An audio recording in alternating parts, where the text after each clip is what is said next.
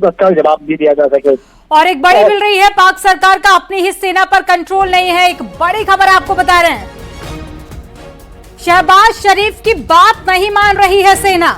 एक बड़ी खबर आपको बता रहे हैं, पाकिस्तान सरकार का अपनी ही सेना पर कंट्रोल नहीं है और पाक सरकार का अपनी सेना पर कंट्रोल ना होना, शहबाज सरकार की बात नहीं मान रही है आर्मी। शंकर आनंद, यानी कि ये अपने आप में एक बड़ा सवाल है कि खैर ये तो चीजें पहले से क्लियर है कि पाकिस्तान पाक आर्मी चलाता है, लेकिन अब सरकार का आर्मी पर ही कंट्रोल नहीं है। ये बताता है कि पाकिस्तान की जो स्थिति है वो कितनी ज्यादा दयनीय है। एक और मैं एक महत्वपूर्ण रिपोर्ट में देना चाहूंगा कि श्रीनगर स्थित जो डल लेक है और हरी पर्वत चौक इलाका जो है वो भी, वहां पर भी वो टारगेट किया गया है। लेकिन वहां पर तमाम जितने भी ड्रोन्स वहां पे हमले किए जा रहे हैं, लेकिन उस तमाम जो टारगेट को भारतीय जवानों के द्वारा उसे निष्क्रिय किया गया, उसे खत्म किया गया और उसे हवा में ही मार गिराया गया। तो ये जो इलाका है वो बेहद महत्वपूर्ण इलाका है और वहां पर जिस तरह से बकायदा वहां पे कहा जा सकता है कि बीएसएफ के जवानों के द्वारा वहां पे हमला किया गया है और बीएसएफ के द्वारा जो उसका जवाब दिया जा रहा है। और थोड़ी देर में कहा जा सकता है कि थोड़े से और कुछ महत्वपूर्ण जानकारी निकल के आ सकती है कि पाकिस्तान में किन किन जगहों पर अब भारतीय सेनाओं के द्वारा वहां पे गोलीबारी की जाएगी, उसका जवाब जो दिया जा रहा है। तो थोड़ी देर के बाद उसका एक रिपोर्ट भी आ सकता है। बिल्कुल शंकर आनंद, राजस्थान, जम्मू कश्मीर, पंजाब की तो अपडेट आ गई है क्योंकि गुजरात से भी बॉर्डर लगता है, तो क्या वहां पर भी किसी तरह के ड्रोन्स देखे गए हैं? एक बार फिर से बता दीजिए वो कौन कौन से इलाके हैं जहां पर ड्रोन से अटैक करने की कोशिश की गई है। पहले मैं बताना चाहूंगा जम्मू कश्मीर के बारे में। जम्मू कश्मीर का जो कई इलाका है जो बॉर्डर से सटा हुआ है पाकिस्तान का, जिसमें कि सांबा, उरी, अखनूर और इसके साथ साथ जो पठानकोट का इलाका है वहां पर भी देखा गया है। और जम्मू कश्मीर जो है सबसे ज्यादा वहां पे ब्लैकआउट किया गया है और पाकिस्तान के द्वारा सबसे ज्यादा अगर हमला अगर कहीं पे हो रहा है तो सबसे ज्यादा उसी इलाके में किया जा रहा है। और दूसरा जो इलाके की अगर बात करें तो पंजाब में कई ऐसे बॉर्डर से सटे हुए जो कई ऐसे इलाके हैं, जैसे फिरोजपुर है, तो फिरोजपुर में भी वहां पर काफी जो हमले जिस तरह से बकायदा पाकिस्तान के द्वारा किए जा रहे हैं, तो उन तमाम हमलों को भारतीय जो डिफेंस सिस्टम है, एयर डिफेंस सिस्टम है, उसके द्वारा पहले सबसे पहले इंगेज किया जा रहा है। इंगेज करने के साथ साथ उसका माकूल जवाब भी दिया जा रहा है। तो जवाब जो दिया जा रहा है इस मामले पर भारतीय सेना के द्वारा कोई औपचारिक तौर पर जानकारी नहीं दी गई है, लेकिन इस मामले पर जो कल सुबह में जब इन तमाम मामलों पर जो औपचारिक तौर पर जानकारी आएगी तो आपको मैं आश्वस्त करता हूँ, इस बात का जरूर भरोसा दिलाता हूं। शंकर, फिलहाल मैं आपको रोकना चाहूंगी, हमारे साथ तेजिंदर सोढी भी जुड़ चुके हैं ज्यादा जानकारी और अपडेट के साथ। तेजिंदर, और कोई खबर मिल रही हो, क्योंकि पाकिस्तान ने एक बार फिर से वही किया जिसके लिए पाकिस्तान जाना जाता है, कभी नहीं सुधर सकता, ये तमाम देश भी कह चुके हैं। और साथ ही एक और चीज जो सुनने में आ रही है कि पाकिस्तानी सेना अपने प्रधानमंत्री की नहीं सुन रही है।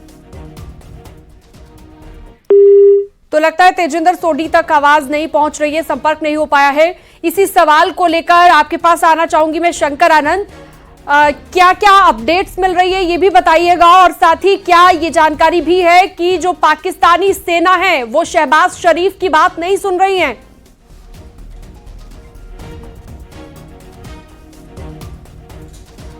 तो लगता है शंकर आनंद से भी संपर्क नहीं हो पा रहा है। ये बड़ी खबर इस वक्त हम आपको बता रहे हैं, एलओसी पर पाकिस्तान ने फिर से फायरिंग की है और पाकिस्तानी सेना नहीं मान रही है पीएम शहबाज की बात। ये बड़ी जानकारी इस वक्त मिल रही है। तो पाकिस्तान के साथ आज ही ये बात क्लियर हुई थी, शाम 5 बजे के बाद सीज फायर को लेकर बात क्लियर की गई थी कि सीज फायर लागू रहेगा दोनों देशों के बीच और दोनों देशों की तरफ से सीज फायर का उल्लंघन नहीं किया जाएगा। लेकिन अब एक बार फिर से पाकिस्तान ने वही हरकत कर दी है जिसके लिए पाकिस्तान को जाना जाता है। तो पाकिस्तान की इस फायरिंग के बाद बीएसएफ को पाकिस्तान को करारा जवाब देने के आदेश जारी कर दिए गए हैं। तो भारत एक ऐसा देश जो शांति चाहता है, शांति वार्ता चाहता है, और पाकिस्तान के गिड़गिड़ाने के बाद भारत ने सीज फायर को मान लिया था और भारत ने दोनों देशों के हित में ये फैसला लेते हुए सीज फायर माफ कीजिएगा, सीज फायर का पालन करने को लेकर सहमति जता दी थी। लेकिन अब जो हरकत पाकिस्तान ने की है, एलओसी पर कई जगहों पर फायरिंग की गई है। सीज फायर के बावजूद पाक सेना ने फायरिंग की है। पोखरण में भी ये खबर मिल रही है, राजस्थान के बाड़मेर में भी ब्लैकआउट, श्रीनगर में 20 मिनट में बार बार फायरिंग की गई, कई फायर किए गए 20 मिनट के अंदर। और पाकिस्तानी सेना अपने ही प्रधानमंत्री की बात नहीं मान रही है। शहबाज शरीफ ने ये बात कही है कि हमारी बात नहीं मानी जा रही है। तो एलओसी पर पाकिस्तान ने फिर से फायरिंग की है। बड़ी खबर इस वक्त हम आपको दे रहे हैं।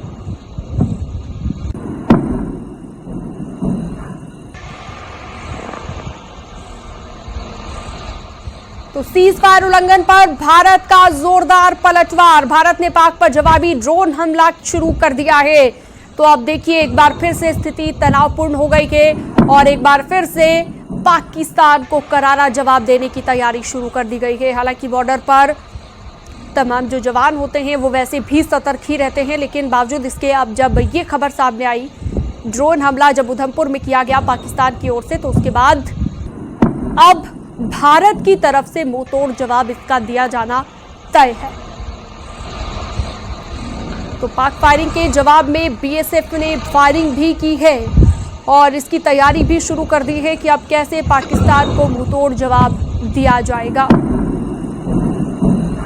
तो बड़ी खबर इस वक्त हम आपको बता रहे हैं, एलओसी पर पाकिस्तान ने फिर से फायरिंग की है। सीज फायर उल्लंघन पर भारत ने जोरदार पलटवार शुरू कर दिया है।